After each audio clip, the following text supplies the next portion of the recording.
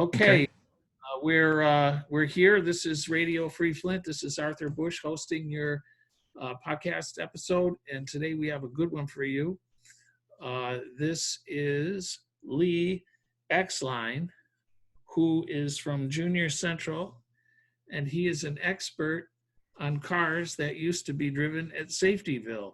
Welcome. Oh, good evening, sir. Good evening. Thank you for taking a few minutes out of your time. We're talking to Lee from Iowa, just outside of Des Moines, Iowa. And he has a website. Tell us the Facebook page so people if they're interested, they can go to it. The Facebook page is Powered Promotional Cars, JR Central Powered Promotional Cars. I also have a regular web page, also jrcentral.com. Facebook page seems to be the most active. It takes a lot less work for me to update it. So that's a good source for conversations regarding the vehicles. And I deal with a lot more than just the cars that were used at Safetyville. So Lee, you handle or specialize in these, you call them promotional cars. So most of us here in Flint that are of a certain age have had a lot of experience with those little cars because we went to Safetyville, which was located in Kersley Park and was operated by the IMA, which was an adjunct, that was a very historic organization. I don't know if you're aware of that, Lee, but they go way back to the 20s since General Motors was founded. And they're a benevolent association. So they ran this program for children in teaching them traffic safety and such. But tell us a little bit about these cars. Give us a little bit about the history of them. Okay, well, powered promotional cars, and I want to specify powered there because I deal primarily with the ones that are powered by motive force, either gasoline or electric powered. They're often called pedal cars, but they don't really have pedals other than a gas pedal and a brake pedal. One of the first ones that was put out by Power Car Company of Mystic, Connecticut in 1955. They had just after the war been producing pedal-powered cars that really didn't look like cars. They had one that was kind of styled like a car, but the true powered promotional car, which are styled after an actual vehicle available through manufacturer, was first out in 1955 with the Thunderbird Jr. And the Thunderbird Jr. was made by the Power Car Company of Mystic, Connecticut, and they had a fiberglass body with an electric drive. And come 1957, they also offered them with a gas-powered version. The company produced cars up to 1967 and changed their models every year to match the full-size cars. They worked in coordination with the Ford Motor Company and also with Chrysler Corporation because they made a Plymouth Fury Jr. also for 1958, 59, and 60. But the ones that were used at the Safetyville there in Flint were a modified version of the 1955-56 Thunderbird Jr. After the newer Thunderbirds came out in 57, 58, and so forth, they took the old molds that were used for the Thunderbird and modified the front end a little and modified the taillights to change them around, but they used the same bumpers front and rear as the old Thunderbird Juniors. Used the same frame as those. And those were available to dealers or other companies. And if you had the cash, you could buy them too, but they were definitely not a cheap toy. So they what you're saying is they put a Ford car in the middle of General Motors company town. Yep, by changing out the style on the front and the rear end of it. Yep. They changed the rear end just so that it wouldn't look like a Ford? Yep. If you compare, you look at the front end, they squared off the headlights, they changed out the taillights, but the full base of it is a 1955-56 Thunderbird. Now, those cars that were found at Safetyville, they had limited speed, obviously. How did they limit the speed? The early ones, the electric ones, were 6-volt motors that used a Ford starter motor, and they would run only 5 miles per hour. Yeah, and then they went to a gas powered model then. Yep, the Corvair Monza.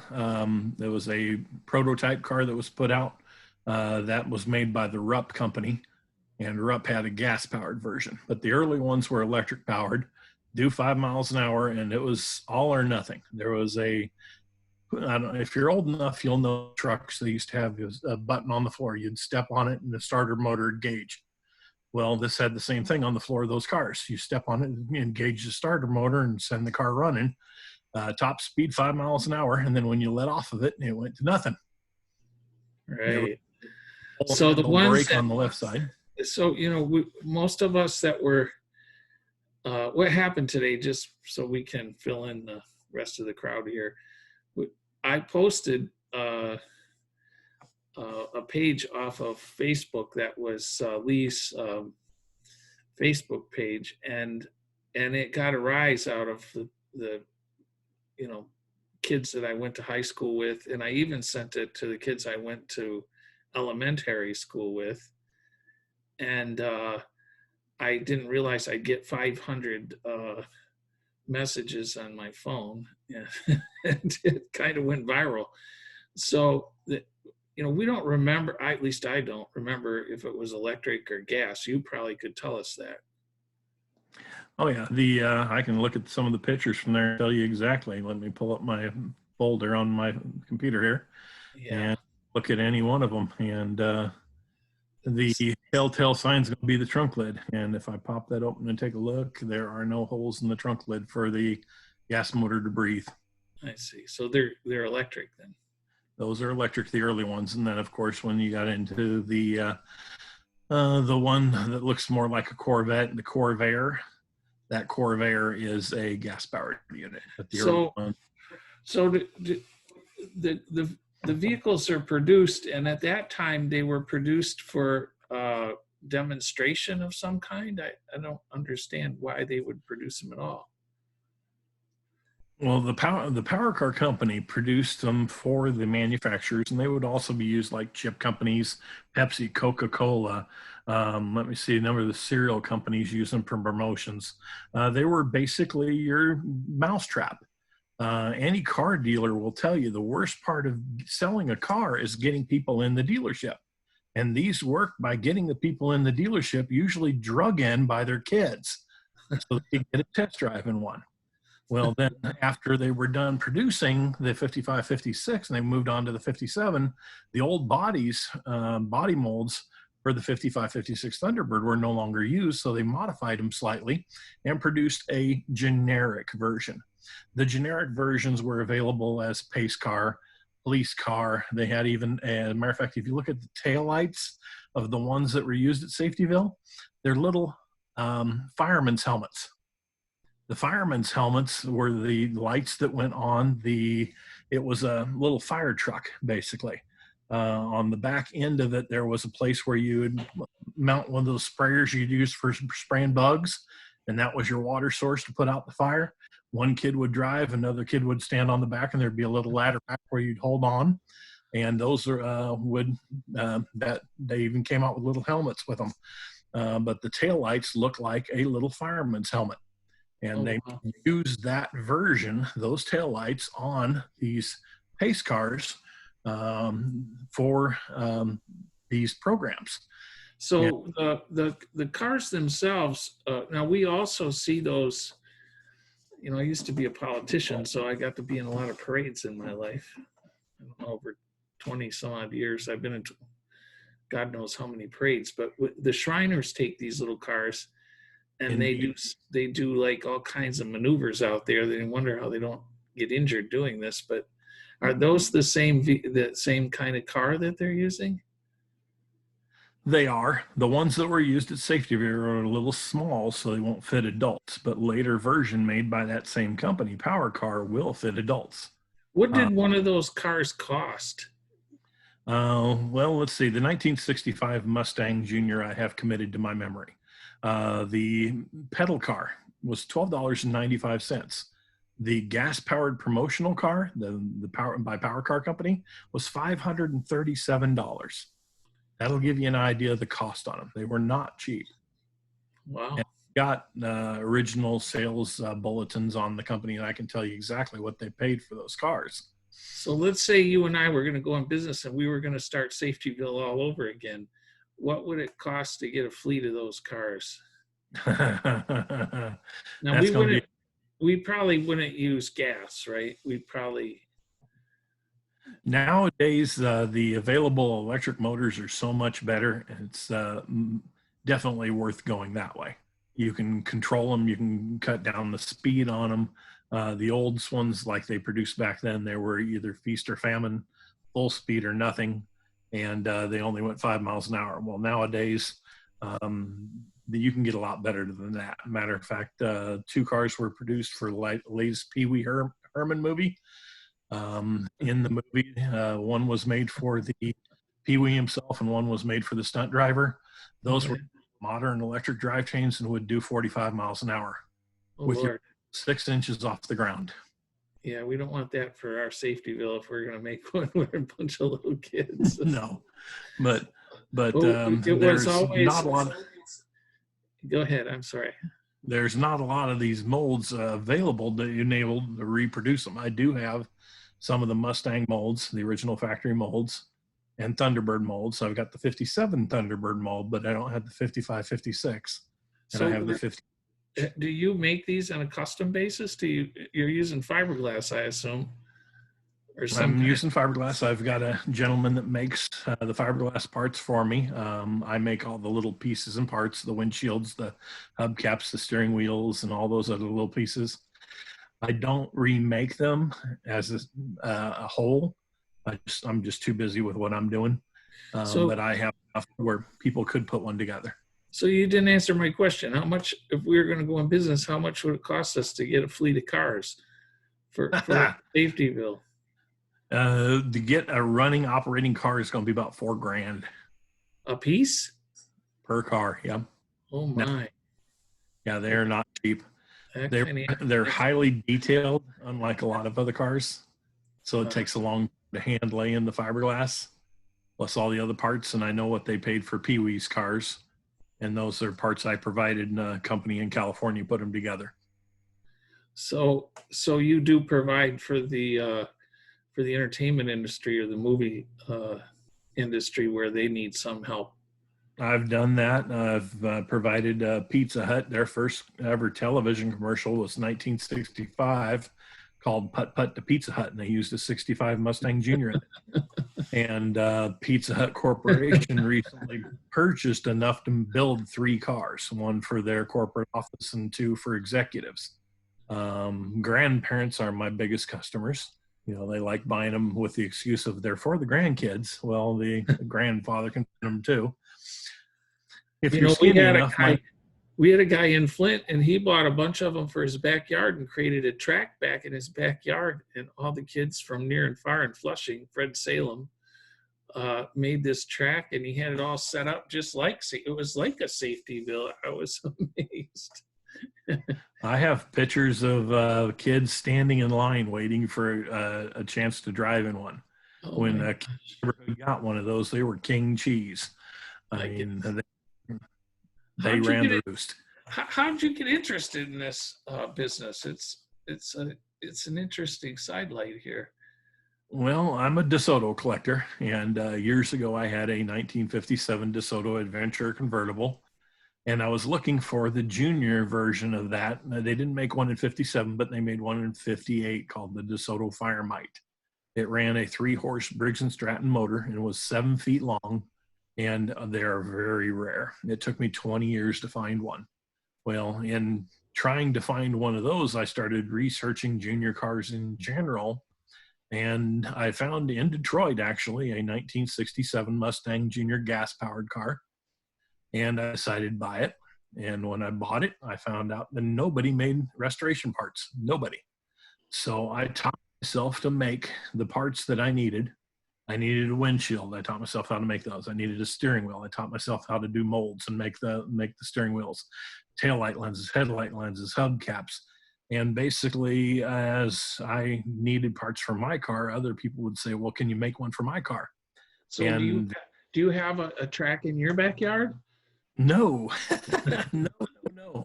Matter of fact, I can't even fit in any of these. Uh, I'm 6'7", and Six. Oh I'm a my. big. Yeah, I'm 6'7" and over 400 pounds. So I you can have fit in Jaguars, but that's it. have a lot of grandkids kids that ride these. Zero grandkids, but I have Well, a hell of a good time taking them to car shows. I bet. Well, let's switch subject here for just a second. Now, the vehicles that you had pictures of, though, some of those, I assume, probably not all of them, but some of them were from Safetyville, and Yes. at that time, the concept of Safetyville was not unique. Flint wasn't the only place in the nation that had such a thing. No, Is that there right? was another program pretty much exactly the same in Illinois, in Danville, Illinois. There was another one in Tampa, and I think there was another one in Louisiana. I've got just a little bit of information on a lot of these things. There's not a lot of information on junior cars in general, and these safety programs. It just seems that they happen, and then they're gone. The So Flint one's been extremely active. it's what? The Flint one's been very active on Facebook. A lot of participation from people that were there and remember it. But other locations, they didn't last as long. Right. Now, on that subject, Lee, you said in your post there that you were looking for pictures of Safetyville, and particularly you're interested in the cars. That's your interest. A lot of people who responded, by the way, we had several thousand, at least a couple thousand people looked at this stuff. I'm amazed at what happens in the internet, and as a consequence, a bunch of them said, "Oh, I got my driver's." They saved their driver's license. So I'm Yep. trying to get I've had some people actually donate their image. All I basically want is an image, and I share this information on my Facebook page and on the website in order to try to educate people, because so often people say, "Oh, it's a pedal car." No, it's not a pedal car. And I like to educate people about this part of automotive collecting that's kind of been forgotten. It's gone, it's lost, and there's not a lot of information out there on them. Yeah. Well, they don't call this a vehicle city for nothing where we live. So the people here who are interested in cars and know a lot about them, and we have some of the top experts in the world here that archive this information as well. Lee, so what you're really looking for is that maybe somebody in that bunch had taken pictures at a birthday party or whatever, and if they have some just of the cars, you'd be interested in looking at them. You bet. I know a lot of people's grandmothers took them down there to take a ride. I love to have more pictures to document the history on them. Any junior cars, even I've got old videos hosted on that website that are shot from parades from many years ago. And anything you got with junior cars, share it. I put it out there. I don't make any money off of it. It's all out there to share and get the conversation going between people that are so interested in the subject. When you became interested in these cars, was Safetyville still in operation? No. I've been doing these cars for probably 25 years. And Safetyville was gone by then. And since I live in Tampa Bay area a good part of the year, whereabouts was that village of traffic safety? Safety Village in Tampa. Let me see if I can come up with. They used a Scotty special. Let me see if I can find an address for you. We'll exchange that after our show is over here. Okay. Well, Lee, I appreciate your time. How safe were those cars? Because my little sister rammed me in the back many times with that at Safetyville, and she wasn't supposed to do that.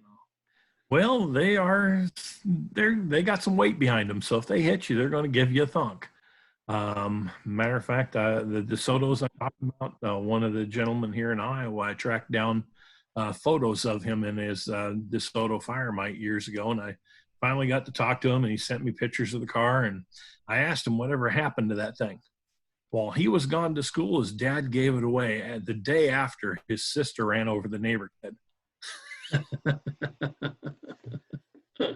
A lot of them suffered that fate. I've had many people tell me I had to help Dad pick it up and throw it in the dumpster because he got it tired of it being in the way.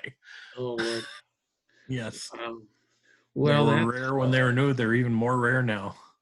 So the do you see a revival of these for purposes of teaching young people how to drive and because one of the ladies today that was on the on one of these websites talking back about this series of pictures you had said, stop, look, and listen. That was what she remembered from Safetyville, and that's a pretty good lesson when you're crossing the road. Do you see any way this might be revived in some form or fashion? With all the liabilities and you with a legal background, you would understand there's so much with people wanting to sue that I find it very difficult to see a community doing that. And it would be a rather large investment, as it was when it first came out. Power car company first started pushing the idea of these Safetyville type areas in 1958. So basically, the idea that the people of Genesee County, Greater Flint area, or Detroit want, even with all their rich history, they probably wouldn't be able to do that again unless the Motts or somebody a foundation, maybe Ford Foundation or somebody, bestowed a whole lot of money to do it. It would take it's not practical. Yeah. It'd take a significant amount of money, the land to do it, the people to man it. They had a heck of a program there in Flint where they had the police working with kids, and it did a heck of a good thing for the community in teaching the kids safety, road safety. And right. So the people I've seen discussing the topic from Flint said that that's where they learned how to drive. Yes, well, we learned the rules to stop anyway. Having been the prosecutor, not stopping is usually one of the biggest causes of fatalities, not speed. But anyway, I'm running out of questions. Oh, I wanted to, you have tried all over the country to make connections with places that had these little villages, safety villages. I'm just using that term. And you said Flint was the most active in terms of its love and affection for Safetyville? The time frame that it operated, it looked like it operated for a long time, and how interactive the community was with it. They seemed to be the biggest I found so far. The closest was Danville, Illinois. Danville, Illinois also did the program and also had the police officers involved, and they used the mini Mustangs, but they didn't do it for as many years as Flint did. Oh, yeah. Well, Lee, thank you a million. I promised I wouldn't keep you up all night. I know it's getting late, and I wish you the best. I really appreciate your time. I can't emphasize that enough.